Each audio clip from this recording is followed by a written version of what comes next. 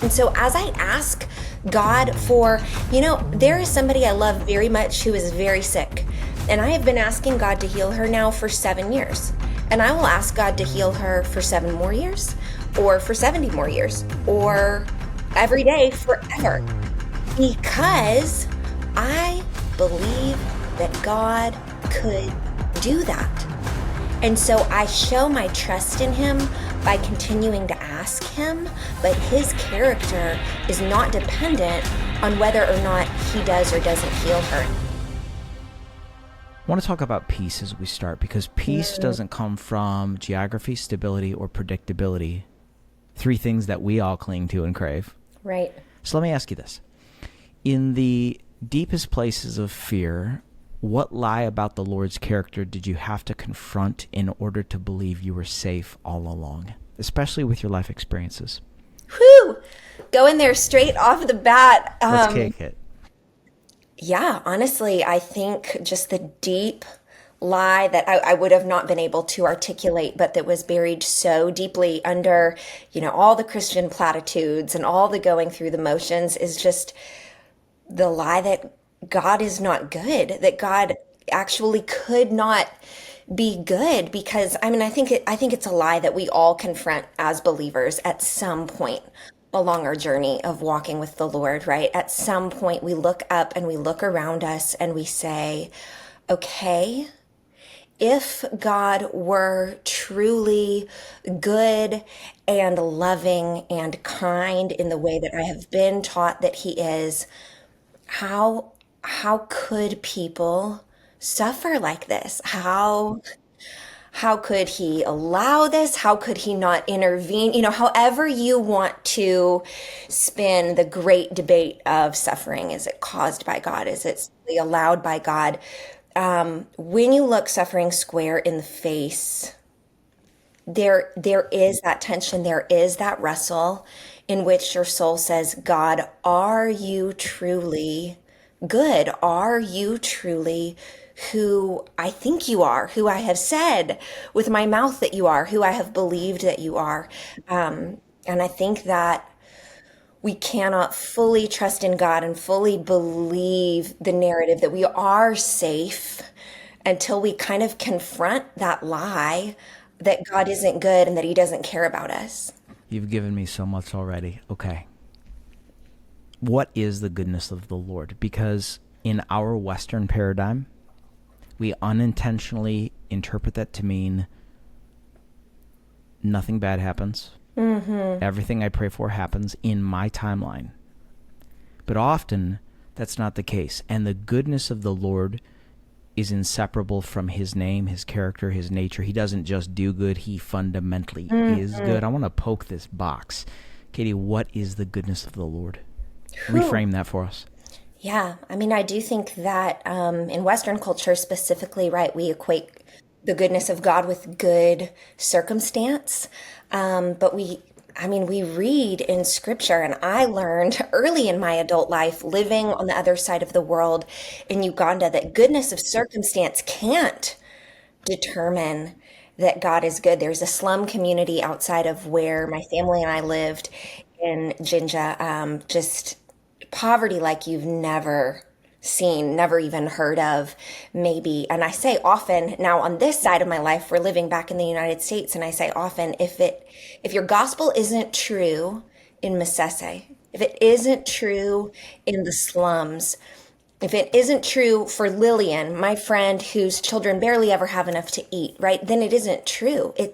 It's not the gospel unless it translates across all circumstances and all cultures and all places. And so, the goodness of God is that he has loved us so intently, so unfathomably, like with a love that you cannot even imagine.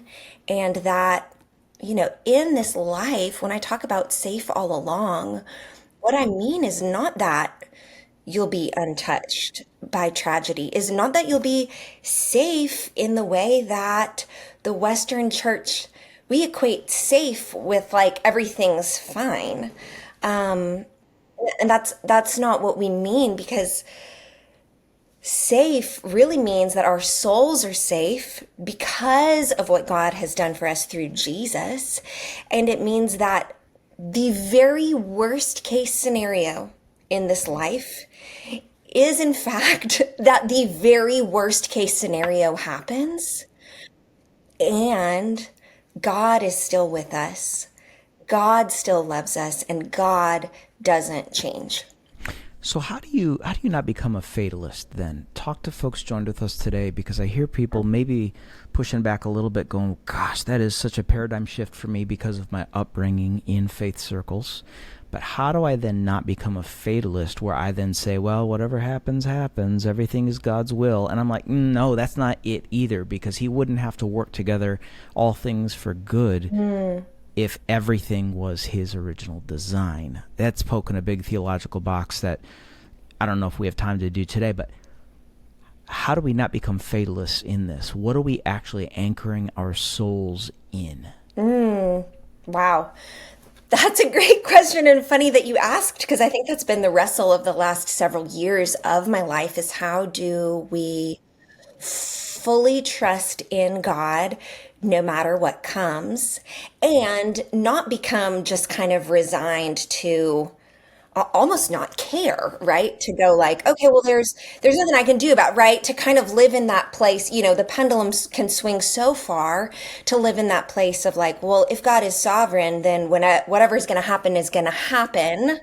So do I just sit here and let it happen to me? Um, yeah, I think what part of the answer. I don't think I have the answer. I think this might be a lifelong thing that we're walking out. But I think part of what I see is that in our unideal circumstances, even in our suffering, even in the midst of immense trauma and pain, which is obviously completely goes against the way God designed the world to function.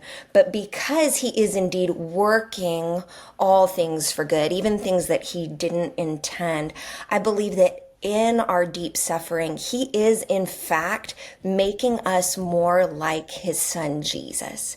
And so as I continue to turn toward God in my suffering, as I continue to turn toward God in my brokenness, he doesn't necessarily, working it all for good doesn't necessarily mean that it goes away, but it means that I am being formed into the image of Jesus as I continue to stay close to him. And that is for his glory here on earth. I pray that that's true. I pray that people who have a really up close look at my life would look and go, man, they have been through it.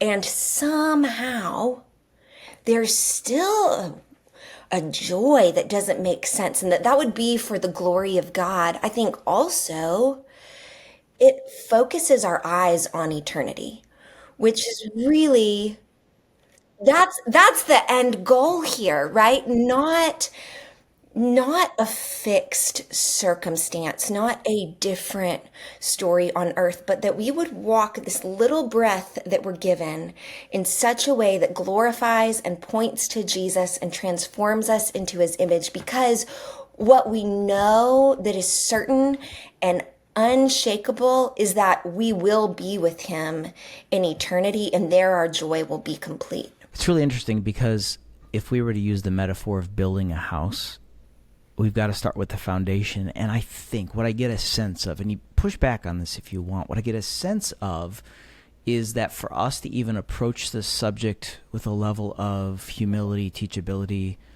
and spiritual maturity, we probably need a retool on the idea of sovereignty and what that means, God's sovereignty. Number two, I think it suggests that maybe, like Paul writes in Ephesians 3, that many of us really aren't truly rooted and grounded in the love of God. Because if we are rooted and grounded, that would cause us to draw both paradigms, but our entire life source from him. And then to be grounded is to have our lives founded upon him. And that would sort of shape the narrative from the inside out. But when adversity is like this close, it's often hard for us to discern the still and small voice that says, hey, I'm the same yesterday, today, and forever. I'll never leave you and never forsake you. And we're like, yeah, well, if that were true, this probably wouldn't be happening. And I'm saying that's bad math. Right. Right. You've given us a little bit of a hat tip here. And so let's just go here. I want to hear a little bit more about your backstory because, as I said, you and I had lunch with Dave and Ann back in November of 2024. We were both guests on Family Life Today, and I was pretty struck early on. Ann's like a mom in my life, and Ann sort of pulled me aside. She's like, "Oh my gosh, you got to hear Katie's story." And I said, "I got to hear Katie's story." So I was pretty struck what I learned from you at lunch that day, but I'd love for everyone else to get a glimpse of the context that you bring to this conversation. Sure. So I actually moved to Uganda when I was 18 years old. I just graduated high school. I had been there on a short-term trip with my mom earlier during my senior year of high school, and I had a Ugandan pastor and his wife that we had become friends with. And the pastor said to me, God is going to bring you back here, and when he does, you're welcome to stay with us. Um, and I was 18. I was a kid. I was kind of like, okay, maybe. But came back to the United States, finished high school, and just felt so compelled, so drawn. I would not probably have used the language called by God. I don't think that was language that I grew up kind of hearing, but felt drawn to Uganda and the people that I had met and both the beauty and the poverty I had seen. And so I committed to take a gap year in between high school and college and go over to Uganda and just serve this pastor and his wife. They served at an orphanage that had about 120 children and like 5 or 6 staff. So it was pretty understaffed, a lot of kids to take care of. And I said, hey, I'll come help you for a year. Moved over to Uganda, and it was both insanely beautiful and so incredibly hard. It was my first time ever out of the United States. It was my first time not living at my parents' house, all the things. And just really grew in my relationship with the Lord over the course of that year. A couple different things happened over the course of the year. One was that I became really good friends with a lot of the children who lived in the orphanage and was surprised to hear a lot of them speaking often about their families, their parents, their grandparents. That, surprised me as an American. I knew very little about the landscape of the rest of the world, and I did not realize that in East Africa specifically, about 85% of children who grow up in institutions actually have at least one living parent, and they are growing up in an institution because it's the only aid offered in that region. And so in order to go to school, in order to have access to nutritious food or medical care, parents will send their children to live at a nonprofit space. So that was jarring to me. That was tragic to me. I was looking at a culture that I found to be vibrant and hospitable and communal. People who did not want to send their children away, and in fact were much quicker than Americans to welcome other people's children into their homes, who were sending their kids to live somewhere else just so they could go to school. And so I I kind of haphazardly and naively started paying for a couple girls in our community to go to school so that they would be able to grow up with their grandmother in their home and in their community. And I shared this with my parents, who shared with friends back here in Tennessee. And I was blogging, and before I knew it, my blog kind of went viral before that was even a thing that people were saying. Lots and lots of people all over the world were reading it and wanting to help and wanting to send money. And so I founded the nonprofit Amazima in 2008. So we're about, 17 or 18 years in.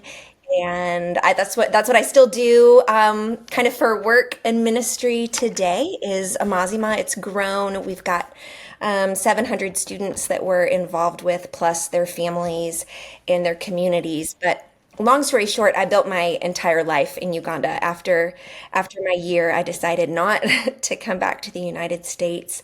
I began fostering and adopting some children from our community that were in some really hard spaces that, for whatever reason, didn't have relatives that could care for them. I met my husband in Uganda. We got married about 11 years ago.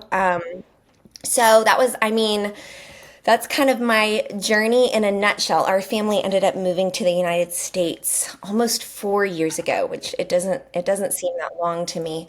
And that culture shock was actually probably one of the hardest things I've ever done, even though we did so many things that you would categorize as hard in Uganda. The shift back to the American culture was extremely challenging. But that said, we walked in a lot of dark places, myself and my family.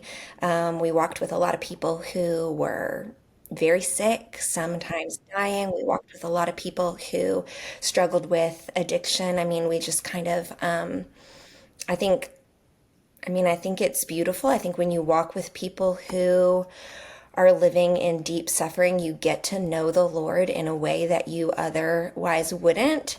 And so, in a way, it's both beautiful and, excruciating. But I feel that I got to see a part of God's heart because I chose to walk with people from a really different set of circumstances than me, and just learned a lot, I think, about his nearness even when circumstances are not good. And again, just kind of walked in real time that it is, in fact, possible that God could be good when our circumstances, by our definition, are bad.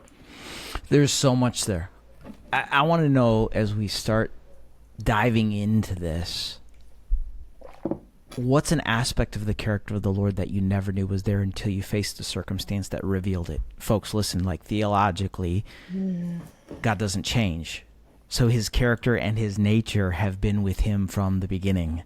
It's just that various circumstances in life allow us perspective to see angles and flavors and fragrances of his character, if I can use those words, that let us in on the vastness and the richness of his character. What did you learn about the Lord that you probably wouldn't have seen otherwise?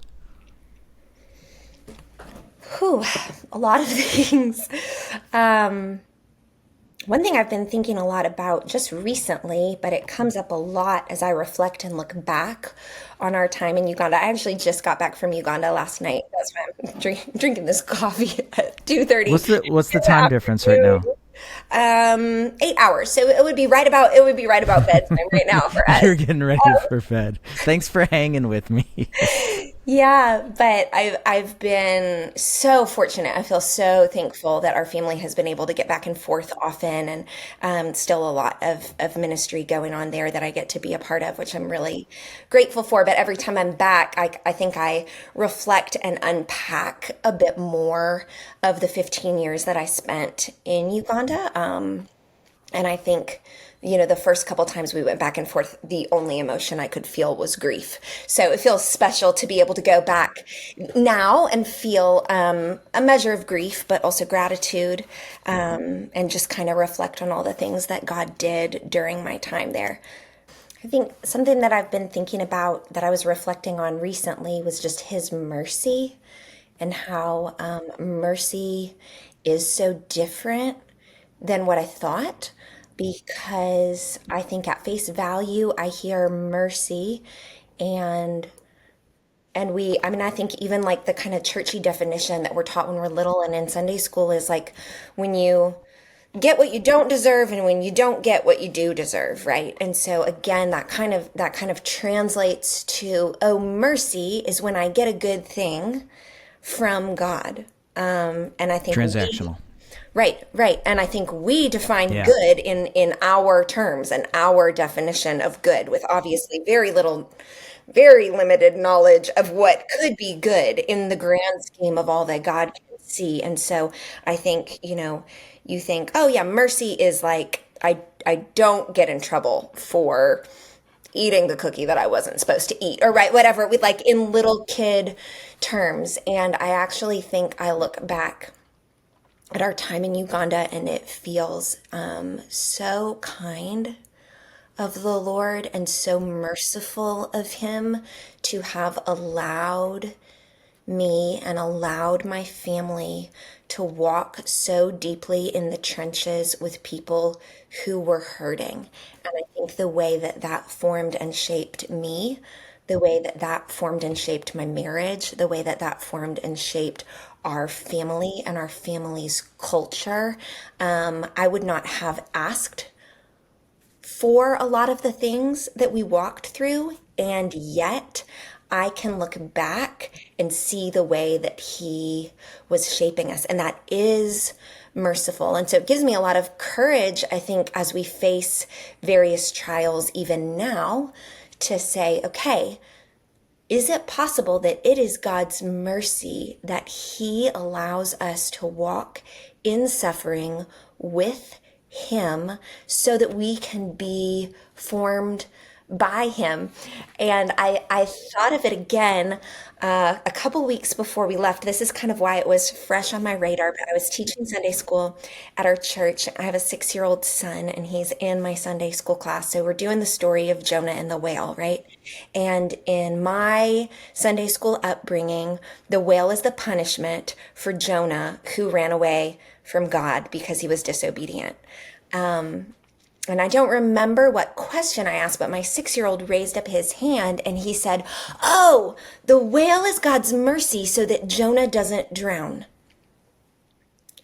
And I thought, oh my goodness, what a paradigm shift, what a different way to look at this story. And I was like, oh my gosh, you're right. And I never knew that. I never saw that story that way. I wasn't taught that story that way. But what if the whale is saving Jonah from the sea, from drowning, from death, right? And in so many ways in my own life, the things that I never wanted to walk through, things that as we walked through them, I begged and pleaded with the Lord to take away. There's this way that we can look back and see, oh, that was God's mercy forming me, protecting me from something, maybe pride, maybe arrogance, maybe a false Christianity. That was His mercy that we got to walk through some of those trials and know Him more deeply there. Okay. We're all being formed. And it's interesting. You've talked about formation. You've mentioned formation at least 5 times. So I want to poke into this. What's the better heart posture for us to embody as we're formed by suffering? Because I want us to be formed by suffering in a way that's redemptive and not embittering.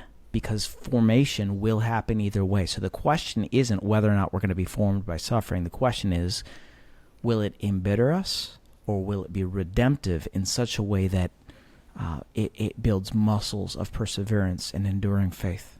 How do we do it? Ooh, I mean, I think the number one kind of thing that I see as I look back, even over the last couple years of our lives, we've had some hard things in our family, and I think the only way we keep walking forward is to stay really close to God's word. I mean, I think it sounds kind of basic, but it's not. I think we're living in a time where people think that they can go to church on Sunday and just get everything they need. And I think we need to live and breathe and know and stay close to the scriptures and to read them again and to memorize them and to meditate on them. And I think that I think that I've experienced both. I've experienced suffering at least trying to make me bitter and hardened. By the grace of God, I think he's rescued me out of that again and again. And I've seen suffering form me more into his likeness. So I've had both sides of the coin. And I think that when I approach prayer and time with God and conversation with God with kind of a monologue of, Lord, please take it away. Lord, please take it away. Lord, why is this happening? Right? And we're praying. I have prayed earnest prayers. Please change my situation. And I have fasted and I As have we should. gathered As we groups. should. Yes. And there's nothing wrong with that. That's absolutely beautiful, absolutely instructed of us in God's word. It's what he wants for us to tell him what he wants. But But I can get stuck there yeah, we all too. do. Yeah. And I can define who God is Come on, Katie. based on what he is or isn't doing for me. And that's so backwards, even as I say it out loud, right? It makes me want to scream. And yet it's honest. I've been there recently. I've been there so many times. And I think what I see is that if I can shift my heart posture and keep coming back to God, keep coming to his word, keep coming to prayer as conversation with him and say, just God, I want more of you here. And that is what I want. Like when I really strip everything away, what I want more deeply and more truly than I want my circumstance to shift is I want more of God. And I want what he wants for me, even when I think I don't want it. And so if I can keep coming to him and say, Lord, this is terrible and I hate it. And I really do wish you would take it away. And I can tell you that in honesty.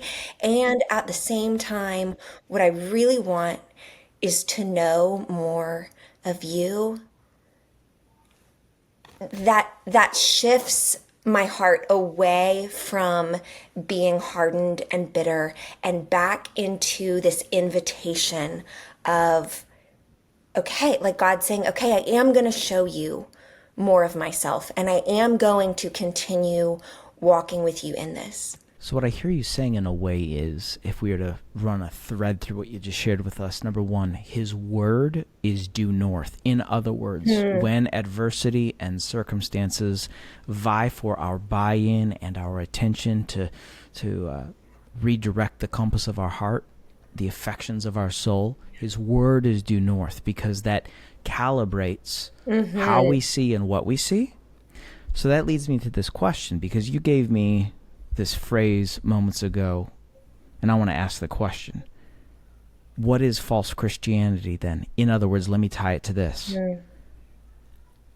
Which of the Christian platitudes annoy you the most? We might be here a while. Take as much time as you want, because I actually love to poke this box, because Katie, this first time we've talked in this podcast, second time we've talked, but everyone hanging out with us knows this. I am not here to make people feel better. I'm here to make people whole. Yeah. I think one that I really hate and yet still fall into, and so maybe that's why I hate it so much, is because I see my proclivity to go back to it, is just this like transactional vending machine God. I pray and we call it an answered prayer if God gives me the thing that I asked for. And then if God doesn't give me the thing that I ask for, it's a not answered prayer. I don't. Yeah, that doesn't sit well with me, because again, God is not transactional. God is relational, and we're talking about being formed into his likeness. And the goal of our life, of our really brief time here, is to be formed into the likeness of Jesus so that others might see and know him, so that ultimately we can be with him in eternal joy, which, as soon as we know him, that's already promised to us. And so we don't have to do anything in this life to earn that. That's already a given. This everlasting love is already a given. And so in this brief time that we have, our goal is to walk so closely with him that we become more like him, so that other people see him. And so our conversation with him in prayer is just that. It's like the way I get to know, my closest friends are the people I've spent the most time with. They know everything about me. We talk all the time, right? And so I walk in relationship with God like that. And so I think one of the platitudes, or one of just the kind of Western Christian ideas that makes me crazy, is just like, we like list out our prayer requests on the whiteboard, and then we like check them off if God does them. It's like, what? Say more. Here's why. Let me rock with you for the second, because Philippians 4 talks about making definite requests with thanksgiving, and the peace that passes all understanding will guard our heart, mind in Christ Jesus. Amen to all of that, right? Making definite requests. I believe we should be specific in our prayers. But Yes. what's the under the hood principle you're trying to poke here? I like it. I think the idea that I think what I'm trying to poke at is that the end goal, and whether or not we get what we want, isn't really the point in that. We bring our requests to God because as we bring our requests to him, we are practicing trusting him. Just Say it like again, ma'am. my little kids ask me Yeah. for what they want because they believe that I can give it to them. And sometimes I do, and sometimes I don't. And so as I ask God for, there is somebody I love very much who is very sick. And I have been asking God to heal her now for 7 years. And I will ask God to heal her for 7 more years, or for 70 more years, or every day forever. Because I believe that God could do that. And so I show my trust in him by continuing to ask him, but his character is not dependent on whether or not he does or doesn't heal her. And in fact, I was praying for her recently, and Wait. I need you to say that again, because we're going to poke that principle. okay, That's huge. what Your I trust think in the character of the Lord yes, his is character steadfast is not despite. contingent on whether or not he heals her. And so that's kind of what I'm getting at with these prayer requests is, yes, we make our requests, but we don't make them just to get what we want. We make our requests known to a loving God to show that we trust him and to even grow our trust in him. We ask him for what we want even when we don't know if he may or may not do that, because that shows that we trust our Father, and we can keep going to him and keep trusting him, and that actually grows our trust. The more we go to him with our request, the more our trust grows. And so he might heal this person that I love. He could. I believe that wholeheartedly.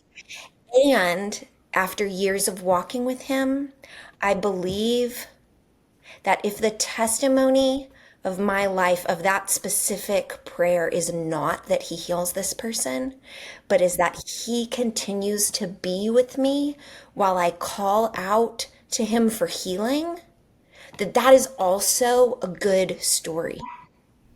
Okay. This is interesting because I'm drawing a thread through what you said there.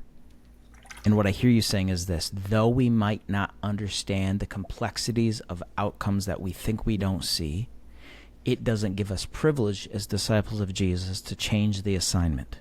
To ask, to seek, to knock, to ask, to keep on asking, to seek, to keep on seeking, to knock, to keep on knocking, to persist in prayer. Here's the metaphor, folks. Many of you right now are facing impossible circumstances. And Katie, there are folks listening with us today saying, Chris and Katie, I've been poking and I've been pushing this boulder for decades, and it doesn't seem to be moving.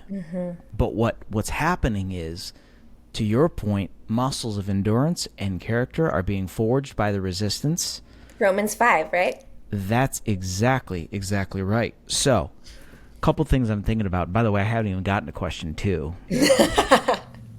So, yeah, it's real good. Okay.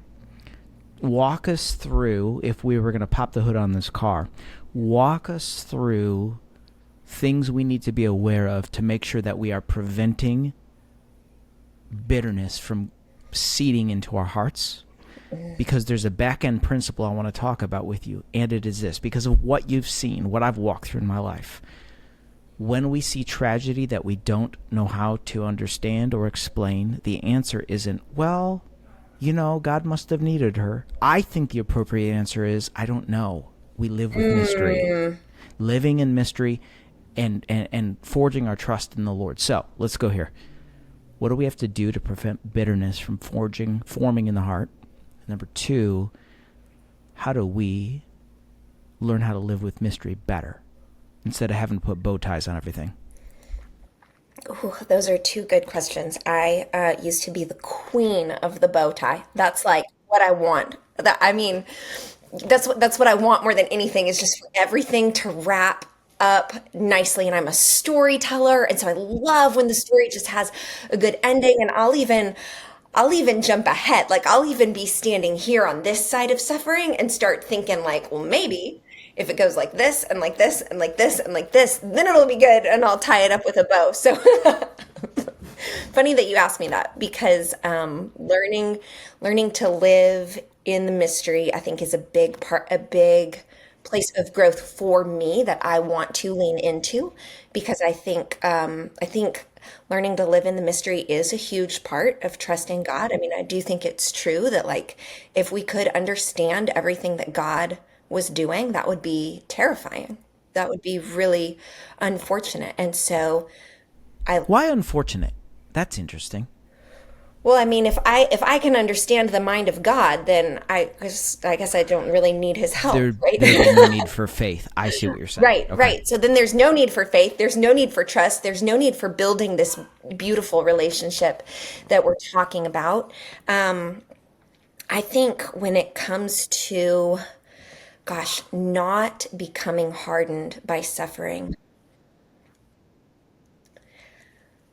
this is really hard because I imagine that there are people listening that are facing unimaginable things, that are facing suffering that I myself have not walked through. And it's all around us and it's all the time, just unimaginable brokenness. And so I do think that the first and the foremost is staying close to God and his word and just, reminding ourselves. I can't tell you how many times years ago, I walked through a season of really intense anxiety that was really disrupting my sleep. And I can't tell you how many times, just over and over again, I'd be laying in bed reciting the words of the Psalms, just almost, saying them, like willing myself to believe that they were true. Even something as simple as, the Lord is my shepherd, I have everything that I need, right? Saying it until I believed it. And so I think the more the more we can kind of allow his word to live in our hearts, not just to be head knowledge, but to be really deep experiential knowledge. I do think that helps us to fight against becoming bitter and becoming hardened. I think another thing that's been super important for me is just living in community and letting people walk really deeply with me and with my family and being very vulnerable and very honest. Of course, with safe people who I know well. But I think that we find as we share our real stuff and our real sufferings and our real sin with other people, they're more likely to share their stuff with us. And we find that we, in fact, are not alone. And a lot of times, our suffering or our sin or our struggle or whatever it is, surprise, not unique to us. And everyone is struggling in some way. And everyone, brokenness is a universal problem. And I think that walking in community and cultivating like really deep, and when I say community, I mean like really deep, really honest, gritty, real stuff kind of community, not surfacey conversations, letting people know what's going on in your lives. I think we see one, that we're not alone, and two, that God can, in fact, as he promises in his word, use the sufferings that we've gone through to comfort others and the comfort that he's given us in those sufferings to comfort others. And sometimes that doesn't feel good. Like sometimes if you're in the midst of a really deep and really hard place, you kind of read that and you're like, I don't care about comforting others. I want this to be gone. So I think it's okay if it takes a couple years or however long to get on the back end and go, oh, now I see how he might use that to minister to others. I don't think that necessarily always feels great in the moment, but I do think I can see in my own life that that is true. Healing happens in community. There is danger in isolation. I want to stick here for just a minute. Proverbs 18:1 says, whoever isolates himself seeks his own desire. He breaks out against all sound judgment.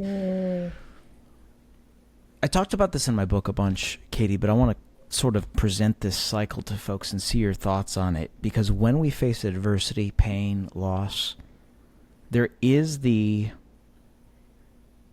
temptation to go at it alone.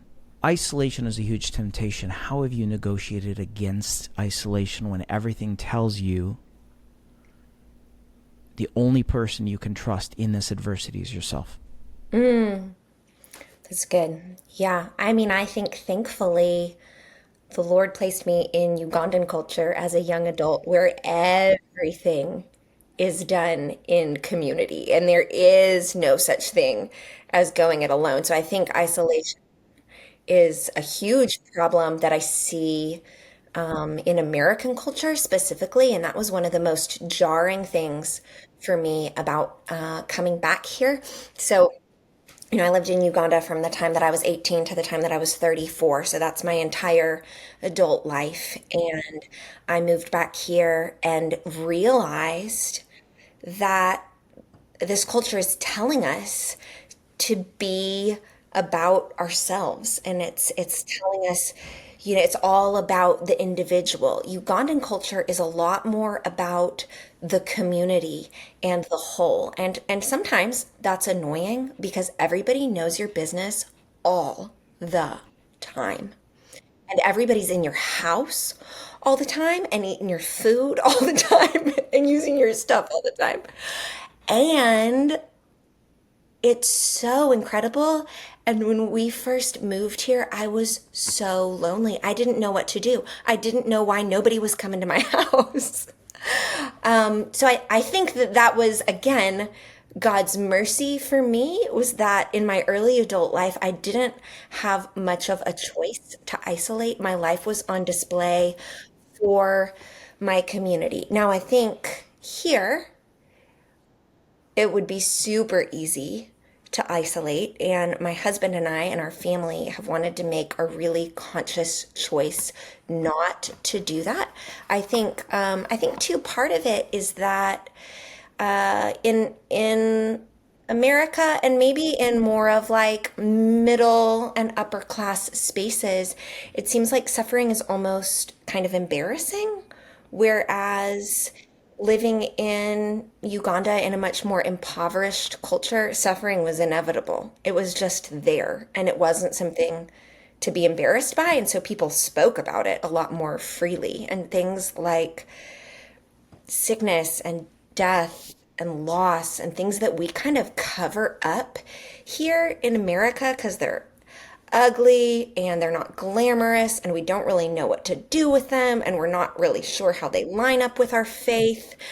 In Uganda, those things were kind of out in the open and we were talking about them and they were a daily reality. And so I think I think when we're talking about not isolating, I have found that in a lot of spaces that my husband and I are involved in here, if we are willing to be the first and expose our heartache and expose the things that aren't pretty that are going on in our lives, it almost brings a relief into a space where other people then start to share some of the stuff going on with them. And I think it takes a lot longer. And I think it is something that we've tried to practice repeatedly in different community spaces that we are a part of. But I think what we've seen is that people are hungry for vulnerability like that. People don't want to be alone, but they maybe just don't know how, or they haven't seen that modeled. And so we nudge each other, my husband and I, and we have a little phrase that we say is be the first. And when we moved to the United States, that was something we said a lot, like be the first. And maybe that means be the first to share your real story, be the first to be vulnerable, be the first to invite someone into your messy house, be the first to volunteer for something, and others kind of start to follow suit. So I think, being the friend that you wish that you had, building the community that you wish that you were a part of, has been really huge for us in wanting to not be isolated and not walk alone. It's really good. Let's juxtapose this. Suffering is embarrassing.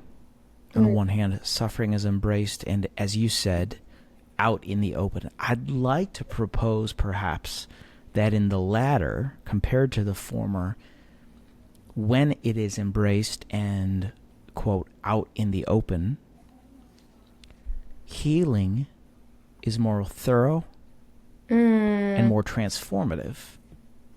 Would you say that'd be the case in your experience? Because I want to walk through this with people. In other words, we're validating what we said about the call to not isolate. Because when suffering is out in the open, it allows for what when it comes to the thoroughness of healing and redemption? I think when it's out in the open, it allows for a lot more conversation about it. It allows for a lot more community support. I mean, when people know how someone is suffering, then we can rally around them. Whereas if people don't know, I mean, there have been multiple times during our time in the United States when a friend has finally shared something that's been going on for months or years. And you have that like, oh my gosh, if I would have known, I would have been bringing you meals or offering to take your kids, right? But when it's out in the open, people know and they can rally around and they can support a person who's hurting. Whereas when we hide it, we almost rob ourselves of the community support that we could have. And again, then we believe those lies, right? Nobody actually cares. Nobody sees me. Maybe those things aren't true. Maybe they just don't know that you're hurting. And so I think, I think just your community knowing about your suffering can be a really beautiful thing. Okay, I forget what your question was around healing. No, it's okay. And I'll just sort of echo the heart of the question, which was this. Do you think healing, when it's out in the open, is perhaps more transformative and more thorough than if we were to go it alone? In other words, or is that just maybe not the case? I'm actually exploring this myself, and I really value a friend of mine, his name's Kurt Townsend, has this thing called confessional communities, and I love the idea that Kurt presents in that. Vulnerability overextended can become oversharing. I'm working this through. I don't have any solid thoughts on this, but I'd love your take. In other words, juxtaposing suffering is embarrassing versus what you said. I think I have my answer, but I just sort of want to put a bookend on this. Do you think healing is more transformative, more redemptive, more thorough in the context that you've been sharing? Yeah, I absolutely do. I Really? mean, I think it's important that it's Yeah. a safe context, right? Like you're saying, Right. Emotionally there, appropriate. there is Yeah, oversharing. There of is course. sharing with people who are not safe, right? We're not trying to blast every personal detail on social media. That's another thing that makes me crazy. But within the context of something like a confessional community, like a small group, like a Bible study, like a close circle of girlfriends or family, hopefully, depending on the healthy functioning of your family, I think that suffering out in the open does make healing more transformational and also more thorough. I think I've certainly seen that to be true in my own life. I have a few really close, trusted friends that have walked with me through years and years and years and years of stuff. And I think being able to share with them and being able to have, close people who can even reflect back to you what you're saying. And then, years down the line can say to you, hey, remember that? And hey, remember it was like this? And friends that can look at you and say to you, like, wow, I see growth in you. That is incredible. My husband and I celebrate our anniversary at the beginning of each year. Our anniversary's in January. And so it's a sweet time to have an anniversary because we get to go away and celebrate our marriage, but it also gives a really natural kind of way to look back at the year before and look ahead at the next year. And a lot of times on that trip, we look back and we see like some real wins, some things that we've really been praying for that we've seen come to fruition, or just really like sometimes some miraculous stuff that we've seen the Lord do. And it's a time to celebrate. And then we look forward and kind of say, what are we hoping for? What are we dreaming about? What do we need to adjust? And a couple years ago, we were away on our anniversary trip, and really it had been a terrible year. Like, so many hard things were hard and not shifting. And so again, we were kind of in this place of like, yeah, we're still praying for the things, and looks like we're still going to be praying for them in the new year. One of those seasons that just feels like you're kind of in the middle. There aren't really any high highs. And he looked across the table and he said, you know what has changed the most this year is I've seen growth in you. And just to know someone so deeply that nothing in our external circumstance had shifted at all. In fact, everything was still the same. But to be able to have someone look at you and say, I've seen God changing things in you, and I've seen you grow to be more like Him. I think that's so beautiful. And that is something that we experience, not just in the context of marriage, but in deep friendships, community, hopefully in the church, as we allow people to see our points of pain and struggle. Interesting. Okay, so teach us how to live in the middle with maturity. The middle, we find ourselves there a lot, right? And I think my human More often than not. right, more often than not, most of life is the middle, right? And my temptation truly is to want to be at the end. I love a good problem solve. I love to fix it. I love a solution. Again, I love the bow at the end. Like, oh, Sure, who doesn't? of course God allowed this because it led to this. And the reality is that, like, we don't always get to see that. It's not always like that. I don't think that we are always even going to be able to make meaning out of everything that happens in our lives. I believe God is making meaning, but I don't know, again, the mystery, right? I might not always be able to see it. It might never kind of fall squarely in my limited definition of good. And so I think maturity in the middle, again, looks like continuing to come to Him, continuing to talk to Him, continuing to cry out to Him, continuing to put our faith in Him. I love in the Bible the Father who says to Jesus, Lord, I believe, help my unbelief. Because both are true of me every day.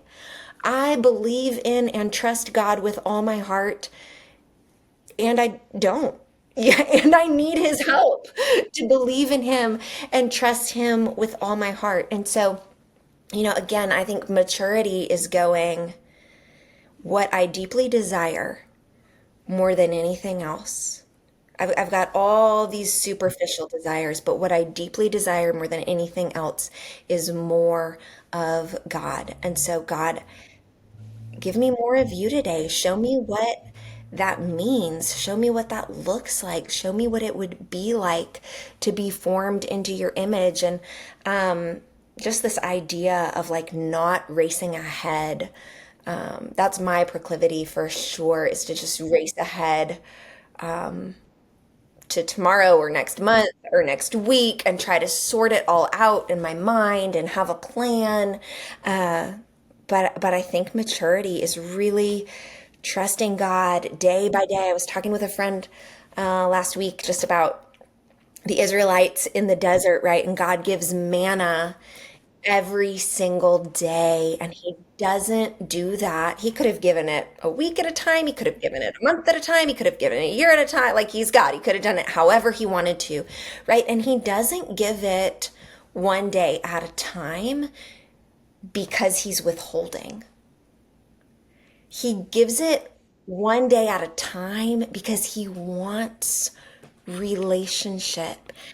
And that is part of living into the mystery, right? Like, the fact that God doesn't lay it all out for us, the fact that we don't see the bow at the end, that's not because God's mean. That's not because he's withholding something from us.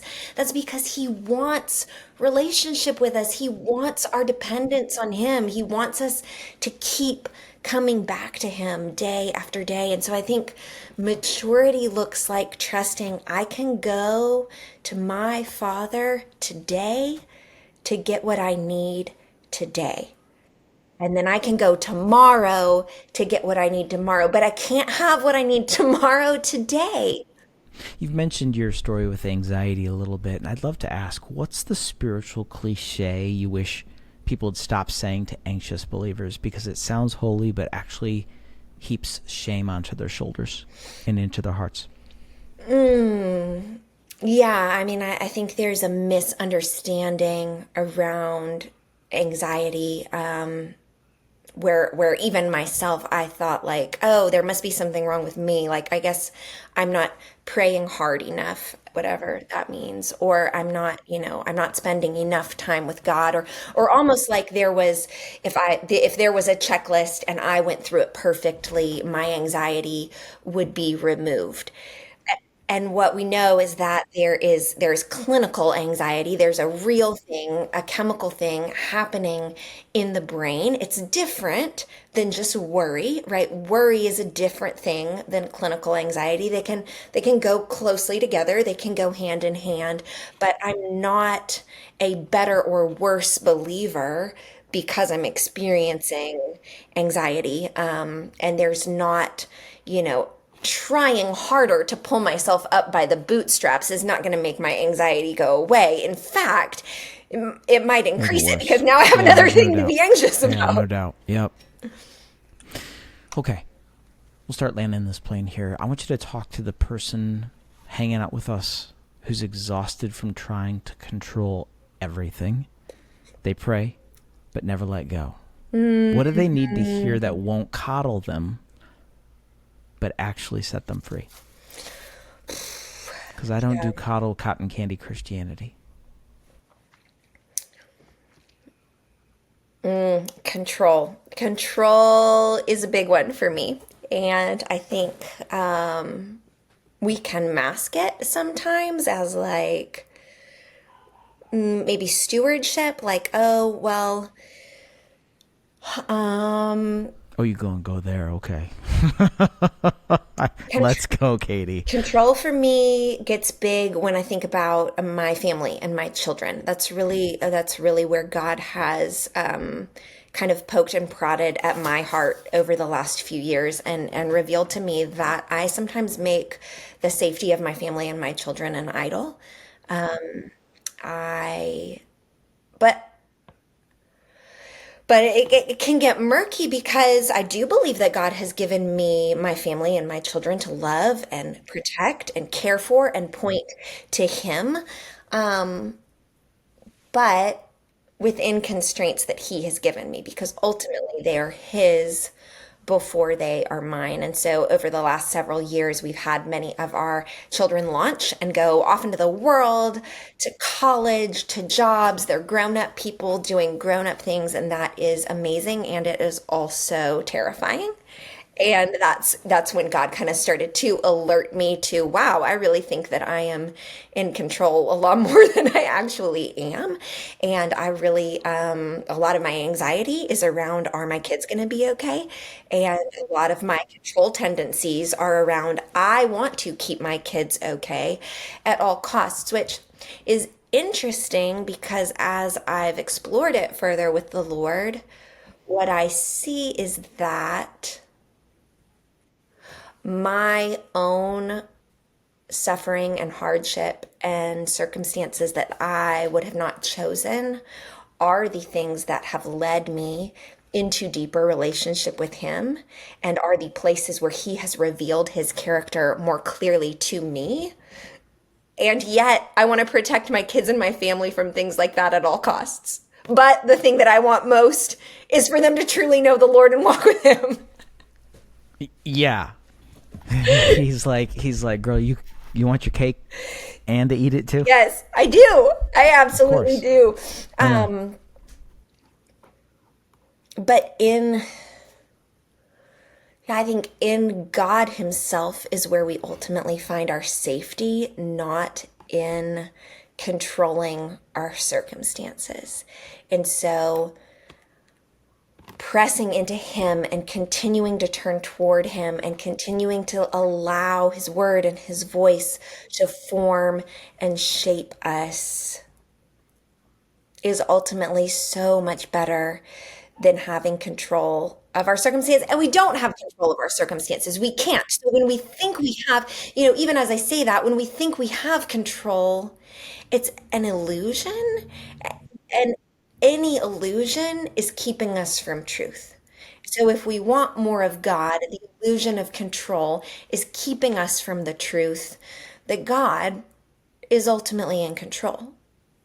I don't want to poke this box too hard, I think, but I suspect you might have some intel on it. So one of the things that's really hot right now in culture is people say, I want to feel seen, I want to be known. Even within Christendom, we create, quote, safe spaces, but I think there is the potential where safety becomes a god, an idol. Pop that balloon for us.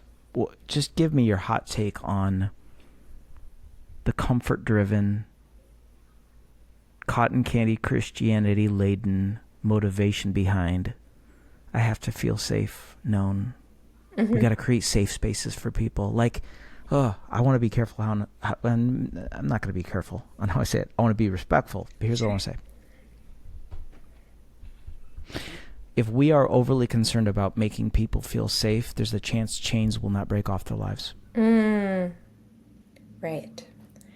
So I think what you're saying, I mean, I have walked with a lot of people who have endured a lot of trauma, and so I love to read all of Dr. Kurt Thompson's stuff. I love to read Dan Siegel's stuff. It's also, yeah. so that familiar language, and I think there's beauty in the language of us wanting to feel seen and known and loved and safe. And what's beautiful about it is because ultimately, in our relationship with God, that is who we are. In our relationship with God, we are fully seen, fully known, fully loved, fully safe. I think the danger that you're talking about is when we create spaces that don't call people into change, because the story of the Christian life, the story of being a disciple, is that we are constantly being changed. We are constantly being refined. We are constantly being formed, as we've been talking about, into the image of Christ. And so if we say we want a safe space because we want somebody to make us feel so good about ourselves that we never have to change and we never have to adjust and we never have to self-examine, I think that is a dangerous place because it causes us to stay where we are. And I don't want to stay where I am.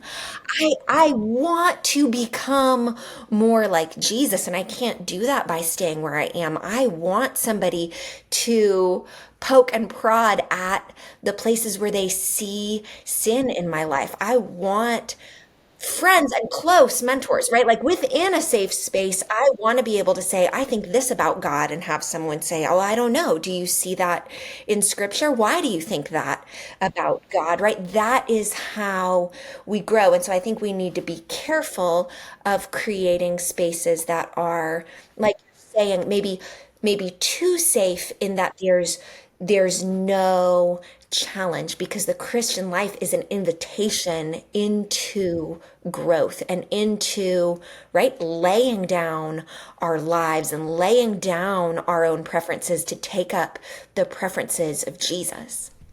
Yeah, thank you. You've given me perfect language, because now it's just coming into full focus. And it is this. My heartbeat behind the question was this: at what point do we overextend empathy so much so that we facilitate validation instead of transformation? That's the heartbeat. Yeah. Yeah. Yeah. And so wanting to have people know that they are safe, in that they are unconditionally loved, even in their yuck, even in their brokenness, even in their sin, unconditionally loved. And because they are loved, there is more. We can be more like Christ, and that will always be true, right? We'll never arrive. So our journey for the rest of our lives will be that we can change and we can grow. And hopefully a safe space is actually what challenges us to do so. Okay, we'll land here today. If people are serious about transformation, what's a heart shift or paradigm shift people need to embody and receive regarding the peace of God, trusting in the Lord, whatever you'd want to say? Yeah.